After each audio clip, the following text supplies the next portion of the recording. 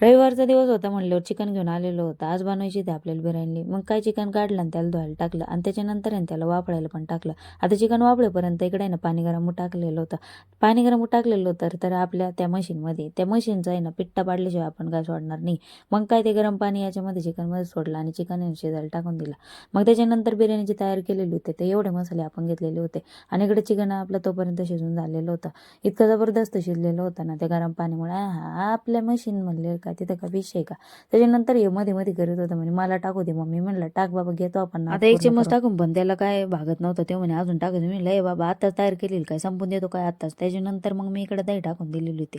आता अर्धे मी रेसिपी सांगायला काय बरोबर वाटत नाही. तुम्हाला जर रेसिपी लागत असली ना कमेंट्स करा, नक्की सांगा. पण हां, कमेंट्स करा. त्याच्यानंतर आहे ना उकडलेलं चिकन त्याच्यामध्ये टाकून दिलेलं होतं आणि नंतर आहे ना आपली बिर्याणी शिजायला टाकून दिलेली होती. आता इकडे आहे ना नंतर आरांच्या पप्पाची एंट्री झालेली होती आणि आरांच्या पप्पा आहे ना आपल्याला घेऊन आलेले होते बरेच सारे गिफ्ट. म्हणजे त्यांच्या मालकांनी त्यांना आहे ना गिफ्ट दिलेलं होतं दिवाळीचं. दिवाळीचं बोनस त्यांना भेटलेलं होतं कंपनीकडून, पण आता गिफ्ट राहिलेलं होतं मालकाचं. मागच्या वर्षी काय दिवाळी झाली पण काय गिफ्ट काय भेटलेलं नव्हतं. म्हटलं बघा आता याच्यामध्ये नेमके काय. आता यावेळेस मालकाने मन फार मोठं केलेलं होतं त्यांचं.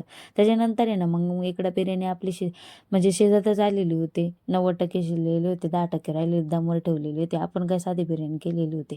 साध्या बिर्याणीची रेसिपी ना आपण नक्कीच शेअर करू तुमच्यासोबत.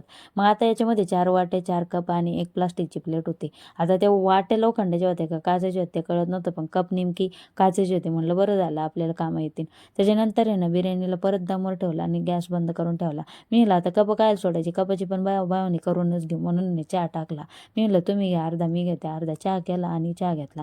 असं होता आपला आता पुढल्या ब्लॉगसाठी आत्ताच फॉलो करून ठेवा. भेटूया नेक्स्ट व्हिडिओमध्ये.